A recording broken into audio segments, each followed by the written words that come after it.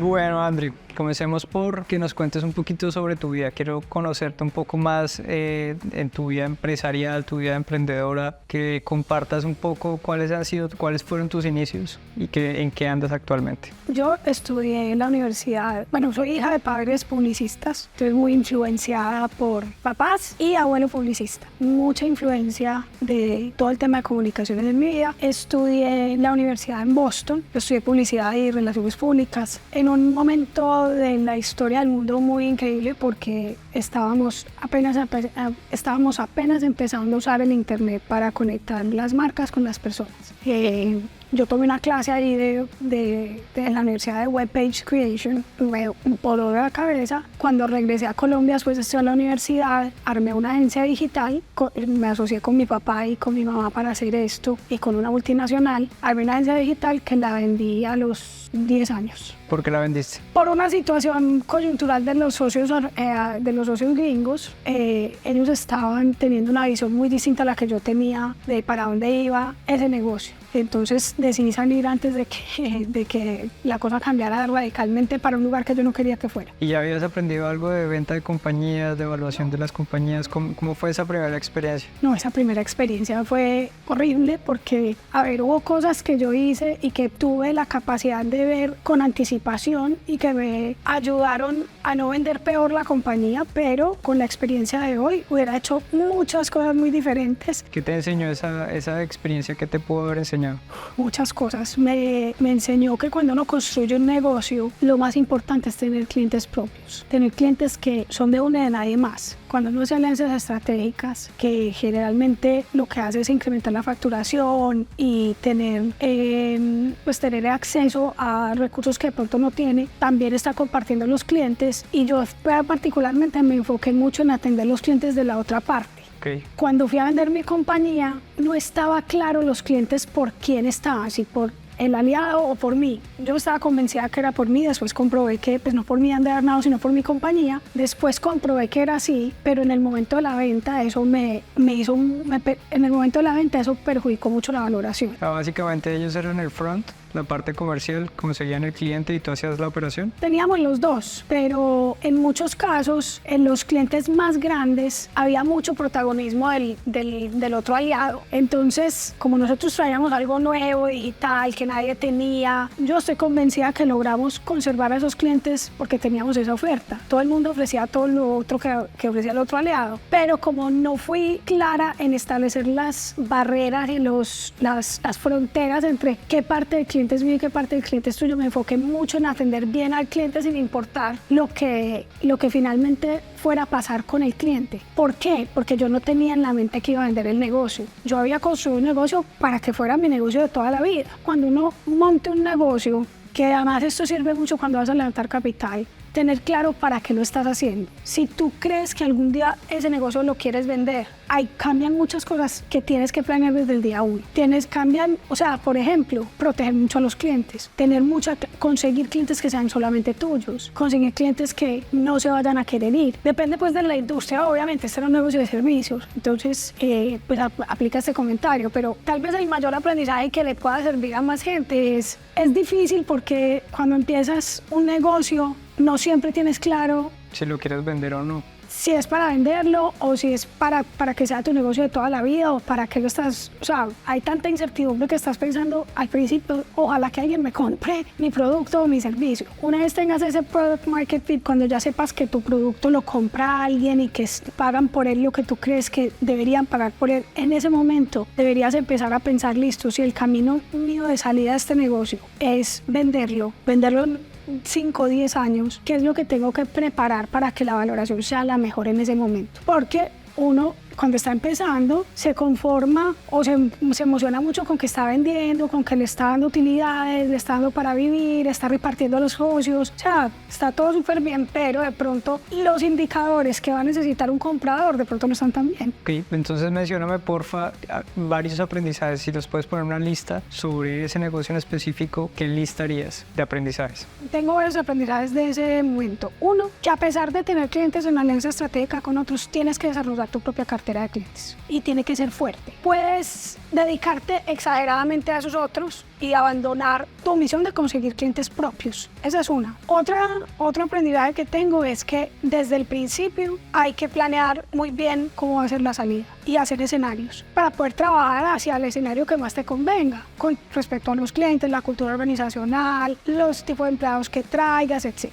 Y otro aprendizaje es que siempre tienes que tener socios que aporten lo que tú no tienes y la negociación con esos socios tiene que ser justa. Tienen que estar alineados los incentivos de todos los socios para que todo el mundo reme para el mismo destino. Cuando uno empieza una compañía, empieza con tanto optimismo, se imagina que todo, pues obviamente, sino que qué horror, pero se imagina que todo va a salir bien. Hay que planear por si las cosas no salen bien, cómo es que uno reaccionaría en ese momento. Pero adicionalmente hay que ser frío en ese momento tan emotivo, frío en pensar, ¿para qué estoy haciendo esto? Es un negocio y el negocio tiene que funcionar de todas las maneras. O sea, no importa si las cosas salen como te las imaginaste o no, tienen que funcionar. O sea, tienes siempre que pensar con la frialdad de una persona de negocios. Eso es clave. Por lo menos yo he visto muchas personas que emprenden y obviamente le tienen un cariño inmenso a sus emprendimientos y son casi que sus hijos y los obligan a crecer como sus hijos, pero ese enamoramiento lo veo yo desde mi punto de vista que es perjudicial para el mismo emprendedor. Se enamora tanto de su negocio que termina por darle miedo vender, por incluso darle miedo asociarse con más personas que pueden inclusive en determinado momento aportar un valor al negocio, pero son entre comillas mezquinos al hacerlo, ¿no? ¿Qué consejo le podrías dar a los emprendedores que se enamoran de sus emprendimientos y que les da miedo soltarlos y hacerlos crecer un poco más de la mano de otras personas? Tú lo mencionabas en principio, hay gente que se prepara para vender las compañías o que hace compañías pensándolo en vender. ¿Qué consejo le das o qué óptica puedes tú brindarle a un emprendedor que hace su compañía para vivir y operar toda la vida la compañía y tal vez que puede ir de generación en generación? No, yo creo que el consejo que yo le daría a un emprendedor es que se obligue a pensar que si llega el momento que si llega la oportunidad de vender su compañía y hacer un buen dinero ahí, pues qué emoción, tiene todo para hacer otra. O sea, si lo logró una vez, puede empezar otra cosa. Ahora que además nos estamos volviendo tan longevos, pues qué rico poder tener la oportunidad de hacer varias compañías. O sea, que no le dé miedo porque ya tiene comprobada la capacidad de crear un negocio nuevo, puede hacer otra cosa. Y si tienes tu compañía, por ejemplo, en una etapa de maduración, donde digamos que tus capacidades estén llevarlo hasta ahí, ¿cierto? ¿Qué le aconsejas? ¿Vender el 100%, quedarse dentro de la compañía, hacer un spin-off de la misma compañía y seguir aliado a esa compañía? ¿Qué consejo podrías dar o qué piensas o qué opinión tienes respecto a eso? No, yo creo que cuando uno se siente estancado, ya sea por sus propias capacidades, porque el mercado ya no da más, yo creo que depende pues de cuál sea la situación, pero cuando es por las propias capacidades de uno, y eso le pasa a muchos emprendedores, hay que buscar a alguien que pueda llevarlo al siguiente nivel, traerse otro gerente, traerse una junta directiva. Pues si la compañía va bien, está mostrando crecimiento, pero ya uno como fundador no tiene los skills que se necesitan para llevarlo al siguiente nivel, definitivamente tiene que traer a alguien que lo pueda hacer y se queda en la medida en que sea útil su permanencia en la compañía. Pero se ha visto muchas veces que los fundadores salen porque ya son muy costosos, no están agregando valor, ya hicieron lo que se podía hacer y ya llegó el momento para gente más experimentada, por decir algo, en expansión a otros mercados o en algún tipo de skill que el emprendedor no tenga. O sea, un paso a paso sería primero traer un equipo capacitado que pueda hacer crecer la compañía de forma diferente o que se alinee a tu propósito como emprendedor, soltarle las riendas, por decirlo así, a ese equipo. Ese es el primer paso. Una vez se necesite más, podría decirse capital o carbón dentro de la compañía, está bien vender una participación. ¿Qué tipo de participación venderías? ¿Venderías que la persona que llegue nueva invierta un porcentaje menor o invierta parte igual o el emprendedor debe quedarse en una proporción menor? Es que, o sea, ojalá te puedas quedar con la mayor parte de tu compañía. Ojalá te diluyas lo menos posible. Hay ocasiones en las que eso no va a ser posible porque el valor que te trae un externo es tan grande que puede llevar a tu compañía a triplicarse y en ese momento pues tu valor pierde valor tu participación y ahí se incrementa el valor de la persona que viene o el equipo que viene. Entonces es muy difícil dar como un porcentaje. Yo trataría lo que más se pueda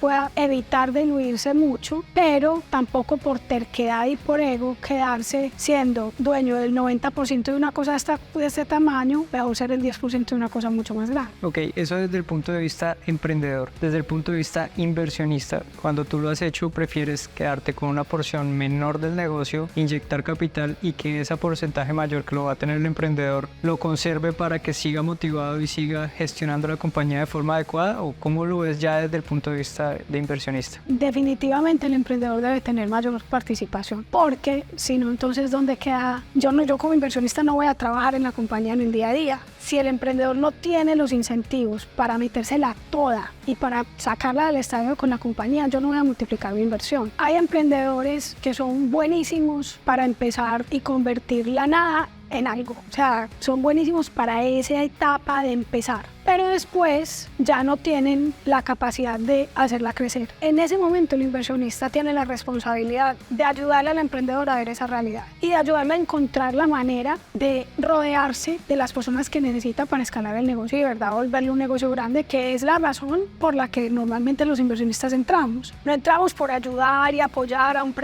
un emprendedor a que saque adelante su idea. Eso es muy romántico, eso es bonito y todo, pero no, los inversionistas entramos a un negocio para multiplicar nuestro capital. Entonces ese acompañamiento es muy importante. Y ahí en ese momento, cuando el emprendedor necesita comenzar a escalar la compañía, es útil otro inversionista, más equipo. ¿Qué es necesario en ese momento? Supongo que cuando llega un momento el emprendedor se estanca, como bien lo dices, el inversionista reinvierte en la compañía para permitir que comience a escalar. Por lo general lo hace el mismo inversionista, la inversión, valga la redundancia, o trae ya un equipo más de inversionistas. Depende, a veces llega un momento, pues las compañías llegan a un momento en las que necesitan más que la plata, algo en particular, una experiencia en un mercado, una experiencia particular en un mercado, o no sé, experiencia en algo que no estamos haciendo tan bien y que ya necesitamos a gran escala, ejemplo, logística. Entonces muchas veces el inversionista que se necesita en esa etapa más avanzada ni siquiera es tanto por el dinero, sino porque abre puertas, provee un servicio a cambio de equity que no tenemos. Entonces, generalmente la plata se necesita para traer equipo, porque el equipo bueno es caro. Entonces se necesita, casi siempre cuando uno va creciendo, va necesitando equipo mucho más capacitado, más senior, y esa gente vale. Entonces ahí se necesita generalmente un inversionista que ponga la plata y listo. Pero muchas veces también se necesita un inversionista que más allá de la plata ponga algún tipo de recurso o servicio o conexión que la compañía en ese momento no tiene. ¿Cómo se hace una negociación con un inversionista que va a entrar a agregar valor, que lo agrega en principio, pero que con el paso del tiempo el valor que agregó ya pierde valor, por decirlo así? Pues normalmente lo que se hace con un inversionista que va a poner, que su aporte lo va a hacer en especie, se le hace un vesting para que tenga el incentivo de seguirse ganando esas acciones. Y se calcula muy bien, pues que no sean muchas ni muy poquitas, para que no sean muy poquitas para que no tenga incentivo, y que no sean demasiadas porque generalmente esas ayudas puntuales en un momento de crecimiento llega un momento en que se vencen. O sea, abrir un mercado tiene que ir y tocar unas puertas, pero ya después el equipo comercial de la compañía sale y se lo come, y cuando ya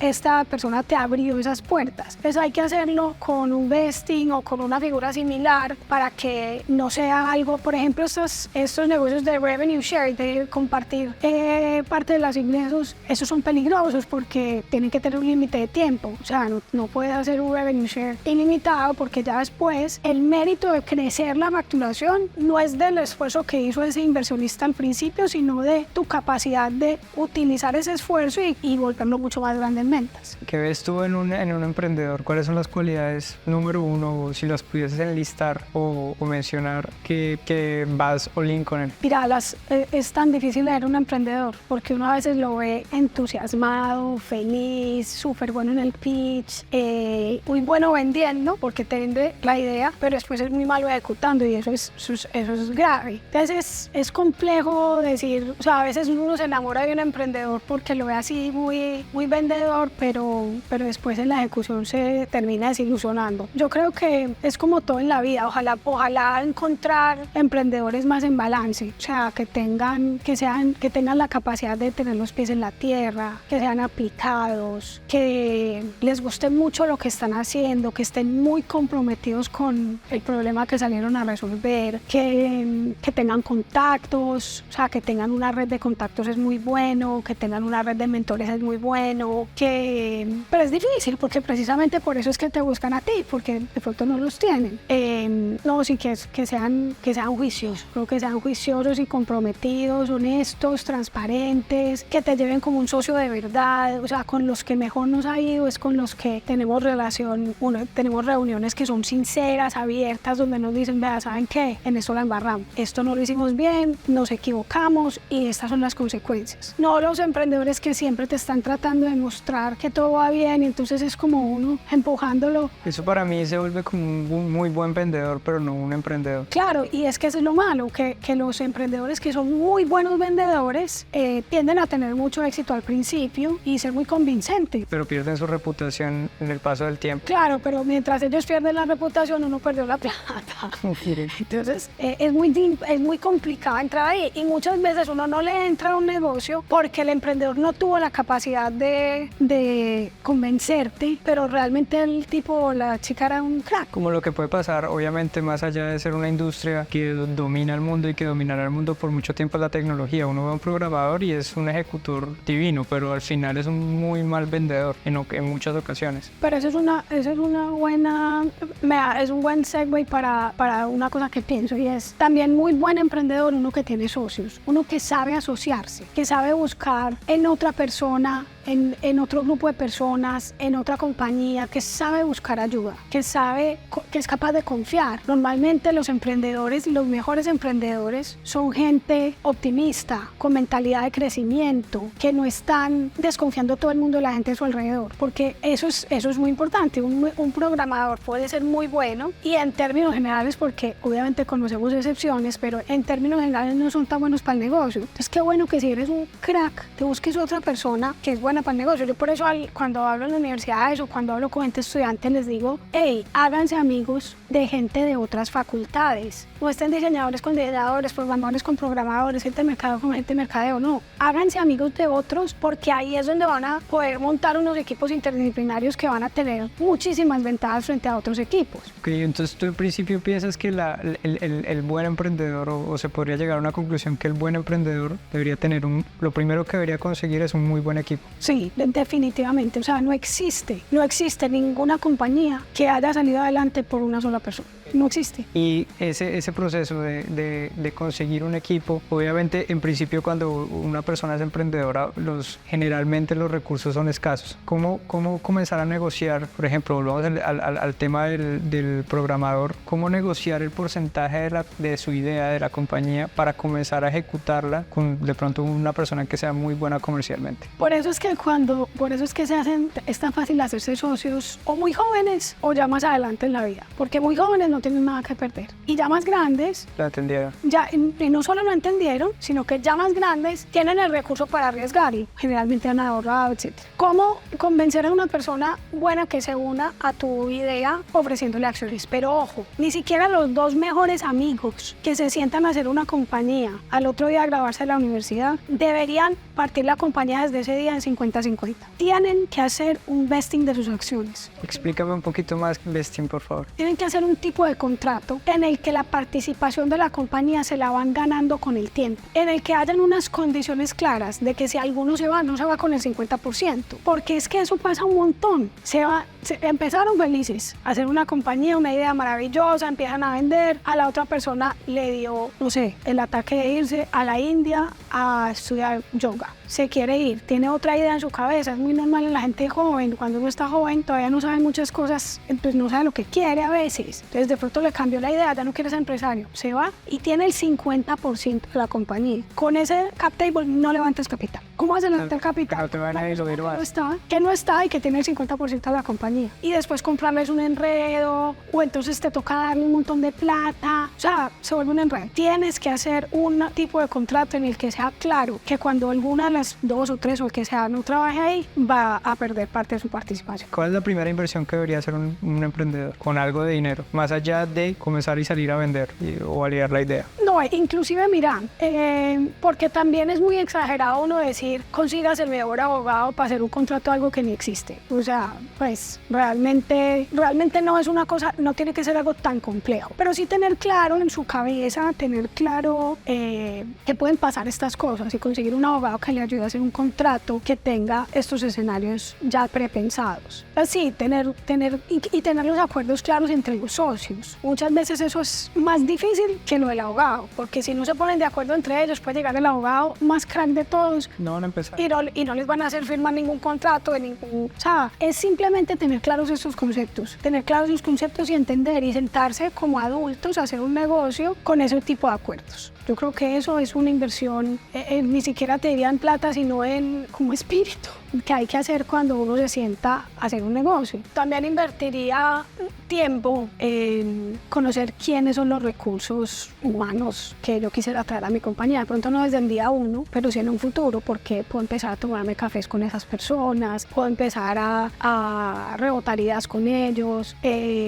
Con inversionistas también sería bueno empezar a tener una relación, si es que algún día pienso levantar capital, porque es que no todas las compañías levantan capital, no todo el mundo necesita levantar capital. Entonces, mucho en entender a la gente que me va a ayudar a conformar ese equipo, definitivamente en entender al mercado, entender la competencia. Muchas veces pensamos que no tenemos competencia, que estamos lanzando al mercado algo supremamente original, pero resulta que la gente ya está resolviendo ese problema de otra forma. ¿Qué piensas, por ejemplo, bueno, por lo menos lo que yo he visto es que, y lo general, es que las personas comienzan con producto y después estructuran la operación para comercializar o vender ese producto, pero ¿qué tal la idea de comenzar a estructurar compañías que puedan operar y después pensar en un producto? Como lo hacen los fondos de inversión. Los fondos de inversión, según entiendo y veo, se estructuran primero para operar cualquier tipo de producto y vender cualquier tipo de servicio, ¿cierto? Obviamente con unas tesis de inversión. ¿Crees que los emprendedores podrían migrar a eso, a primero estructurar una compañía para después vender cualquier tipo de producto? Lo veo muy difícil porque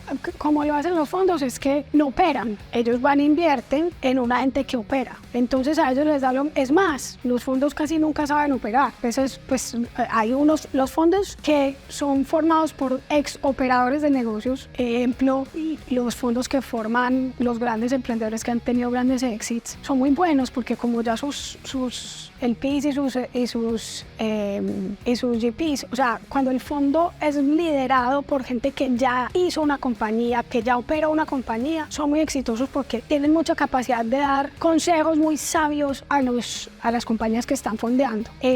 Yo creo que es muy, pues para mí es muy difícil uno estructurarse para cualquier cosa porque todos los negocios son tan distintos, todos tienen unas particularidades en adquisición de clientes, en el fulfillment, en el desarrollo del producto. O sea, es muy difícil porque imagínate que yo te diga, listo, vamos a hacer una compañía de tecnología, sí, pero es para bancos, es para el retail, es B2C, es B2B, es muy distinto. Claro que sí hay fondos que se especializan en una vertical. Entonces dicen, yo solamente invierto en software para bancos. Y seguramente tienen un conocimiento y saben que se complementa con lo uno con lo otro, pero realmente como montar una compañía para lo que sea. Claro, obviamente teniendo unas directrices y un lineamiento de, oiga, quiero hacer algo, no sé, en publicidad, diseño para publicidad, pero puedo hacer cualquier cosa dentro de publicidad. Mi pregunta es... Como un company builder, por ejemplo. Un company builder sí es un tema más distinto, porque dice, yo construyo compañías de tecnología, o yo construyo compañías de, por ejemplo, es un chico que conocimos en estos días, un crack,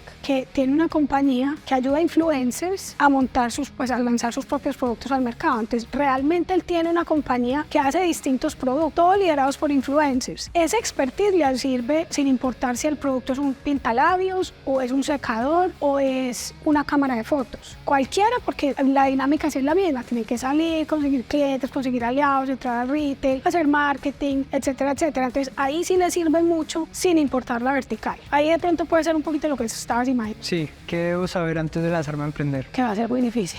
Es una respuesta que yo antes no quería dar. O sea, a mí me daba muy duro cuando veía a la gente hablar de lo difícil que era el emprendimiento, porque como yo soy emprendedora y me parece que hay que emprender, soy fan del emprendimiento, yo decía, no los desanimemos, qué rico que haya más gente emprendiendo. Pero con el pasar de los años también me he dado cuenta que saber que esto no va a ser fácil es importante, porque así uno lo enfrenta con más preparación. También es importante saber que los ingresos muchas veces se van a demorar en llegar, entonces es muy útil ahorrar antes. También hay que saber que por mucho que a uno le guste su idea, la última palabra la tiene el mercado, no la tiene la familia ni los amigos, la tiene el mercado, y que uno puede hacer un producto con todo el amor y ponerlo en el mercado y que no se venda. Entonces ahí tiene que tener mucha resiliencia y mucha capacidad de superar esa frustración para salir a buscar nuevas maneras de vender el producto. ¿Qué más se necesita saber antes de emprender? No, que también se necesita saber que hay gente que tiene mucha experiencia y que uno tiene que llegar allá como sea, a pedirles opiniones, a pedirles ayuda, a pedirles contactos, y que si eres muy tímido y te da pena, te toca vencer esa timidez. Tú pasaste, obviamente vendiste la compañía, saliste de la compañía, luego ¿qué sucedió? Monté otra, bueno, me tomé un sabático, un poco accidentado porque un día mi papá me dijo que si yo me estaba enloqueciendo sin hacer nada, que yo no era hippie, que no estaba pasando, que a mí me gustaba viajar y que como así que yo había vendido el carro y que andaba por Bogotá en bicicleta, que si me había enloquecido.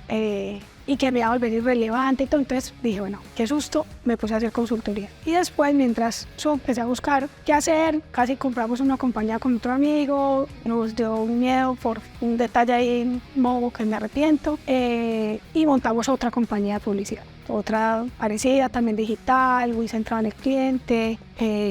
En esa no me fue bien, tuve muchas diferencias con los socios y me terminé yendo. ¿Qué aprendiste o qué has aprendido de si lo puedes llamar fracaso?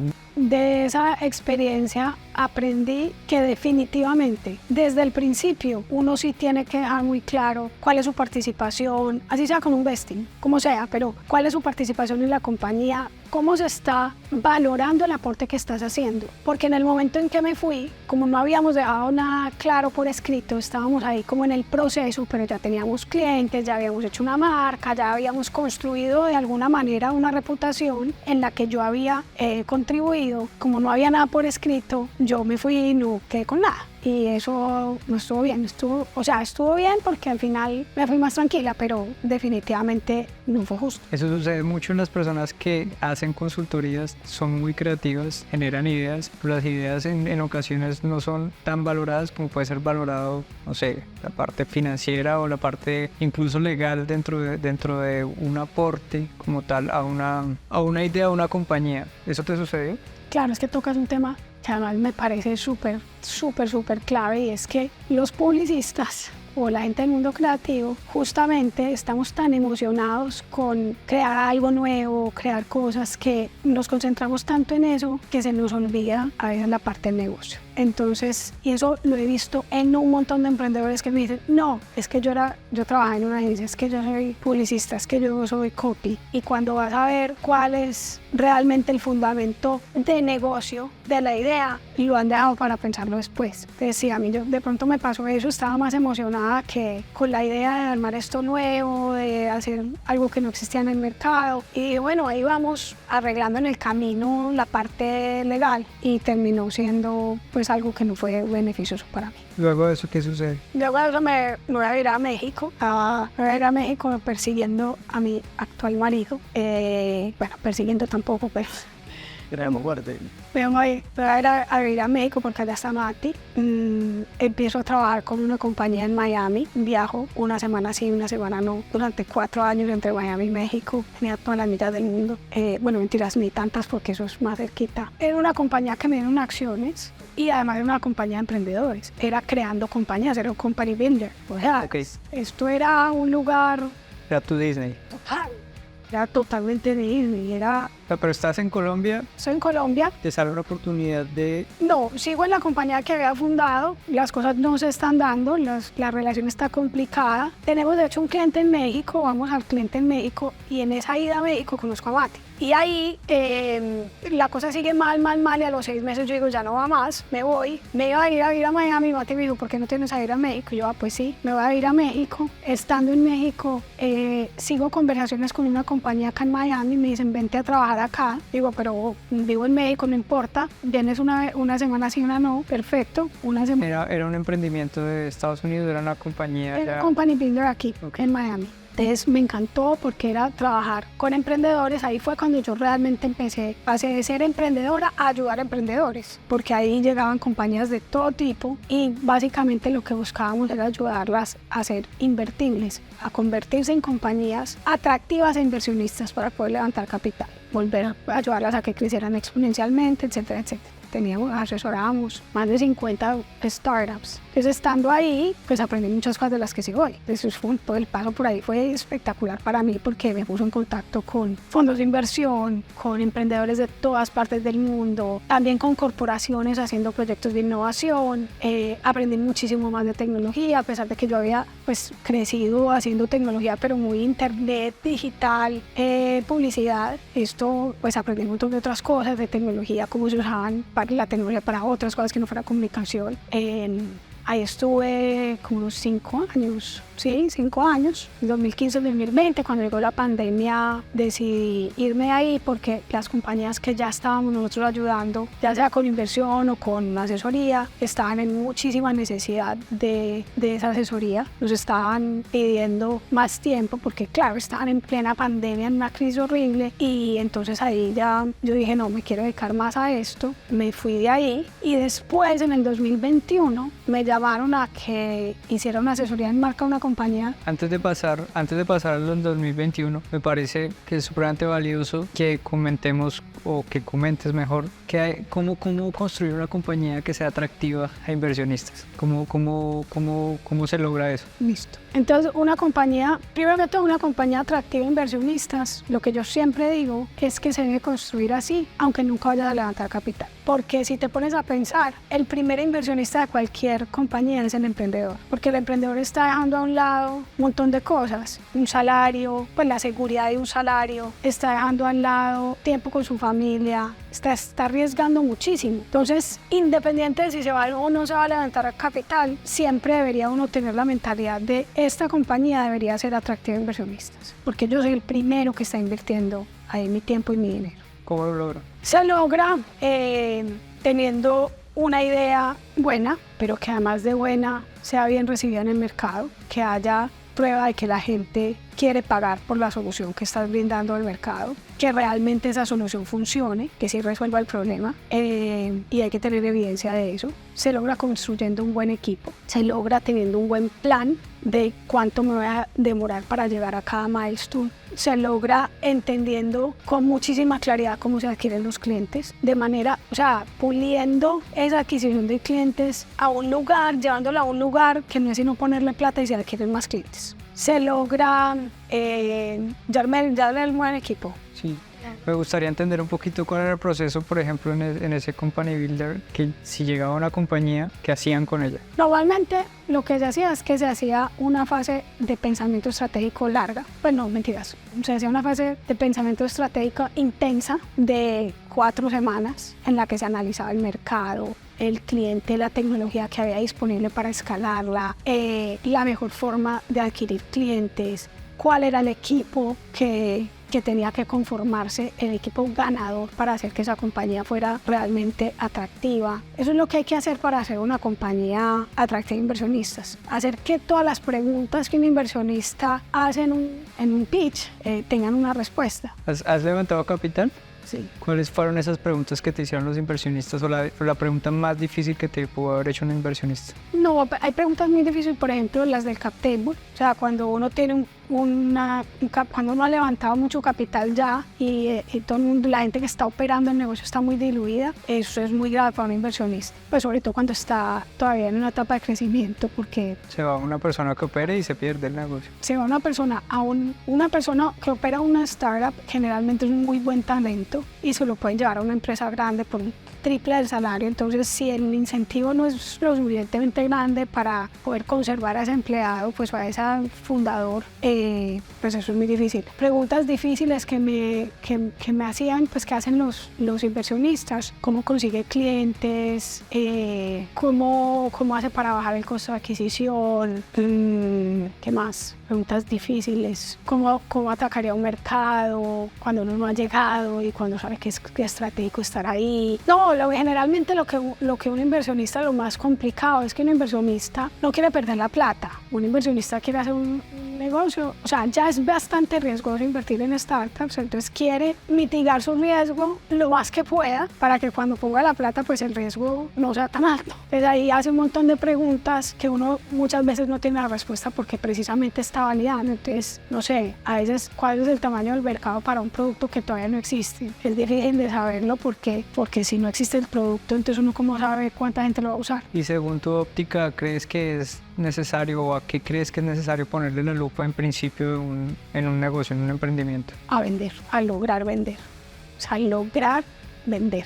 Eso es lo más importante porque esa es la prueba reina de que el negocio va a funcionar. Vender a un precio. Entonces, estás en México, estás con una compañía de Estados Unidos viviendo en México, pasa un tiempo, ¿qué pasa luego? O eso, ¿llegas antes a Shark Tank? ¿Cuándo llegas? Llegué el año que llegué a Shark Tank. Ese año nos vinimos para Miami. Yo he sido una admiradora, o mejor dicho, yo estudié en la universidad acá, he trabajado acá muchos años de mi vida porque antes de la primera compañía que armé, la fundé en Colombia, pero la traje acá a Estados Unidos y aquí la crecí también. Teníamos muchos clientes acá. Entonces, para mí la cultura de trabajo acá en Estados Unidos es algo con lo que me siento muy cómoda. Y Miami me gusta por el clima, porque se puede hacer deporte, me encanta esta ciudad. Entonces convencí a Mati de venirnos para acá porque tiene mar. Nos compramos un velerito y nos vinimos a vivir acá, a armar un negocio también, que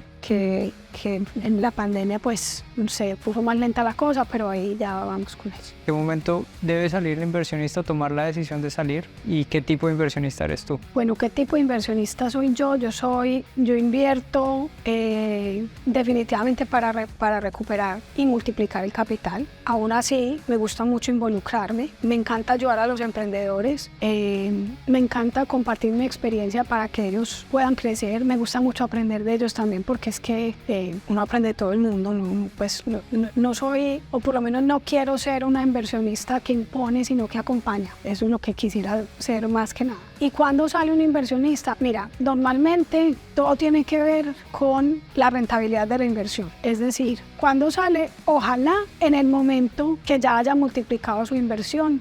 Por lo menos en mi caso, intento que sea por lo menos 10 veces. A veces la compañía también nos ha pasado, compañías que ya podemos salir porque ya la hemos multiplicado por 10 la inversión, pero que sabemos que con nuestro acompañamiento van a seguir creciendo. Y otras que por el contrario no han multiplicado, sino que se ha perdido toda la inversión y también en ese momento hay que salir porque el tipo de inversionista que soy yo y que hago equipo con Mati es que nos metemos mucho, acompañamos mucho al emprendedor, entonces eso quita mucho tiempo. Entonces si la compañía no está creciendo y no tiene pinta de que sí va a poder crecer y retornar el capital en unos 3, 4 años, eso se ve muy fácil. O sea, a los 4 años, si la cosa no va bien, hay que empezar a buscar la salida. ¿Y cómo no enamorarse ni del emprendimiento, ni del emprendedor, ni de la idea que no está funcionando en determinado momento y tomar esa decisión que tú dices? Porque al final tú puedes haber invertido, el emprendedor haberlo dado el 100%, no se logró, pero ninguno de los dos quiere renunciar a esa idea. No, es con la frialdad que hablábamos hace un rato, o sea, esto es un negocio y yo considero que soy muy buena separando como la parte emocional de la parte racional en los negocios, porque como yo he trabajado tantas veces con gente cercana, con la familia, con mi esposo, he aprendido como que tengo ese músculo de separar lo que es emoción y lo que es razón. Yo tengo varios emprendimientos de los que estoy súper enamorada, que me encanta la idea, que quiero mucho a los emprendedores, pero que ya sé que no dan más, que tengo que salir de ahí. No hay ninguna razón, porque hay una cosa que todos podemos volver a hacer plata, pero volver a hacer tiempo es imposible. Entonces hay que salirse, sobre todo por el tiempo que implica estar en una inversión. Yo no soy capaz, para mí es muy difícil poner plata y desaparecerme. Porque yo soy creadora, porque a mí me gusta estar ahí, me gusta ayudar, me gusta pensar en ideas, acompañar a los emprendedores, tener la visión de para dónde va el negocio. Entonces, más que por la plata, es por el tiempo que eso implica. Y dar esa vuelta y dar ese paso al costado, ¿cómo se cura el inversionista? ¿Se sale, deja su inversión, no la cobra? ¿Qué sucede después de eso? Porque qué tal tú te sales mañana y ahí sí el emprendedor se siente que tiene el 100%, da más que lo que uno pensaba que podía dar y la idea es exitosa. Acuérdate que nosotros rara vez invertimos tomando una posición en la que el emprendedor pierda el incentivo. Entonces, que nosotros nos salgamos no hace realmente la diferencia en su incentivo de seguir o no. Puede ser que el emprendedor sea más cerca que uno y se quede ahí y algún día le suene la flauta. Ojalá le pase, obviamente nos haga golpes de pecho y todo, pero pues... ¿Pero te devuelven inversión? ¿O? En algunos casos sí, en algunos casos no. Tenemos algunos casos en los que depende de cómo esté firmado pues también el contrato y el acuerdo. Sure.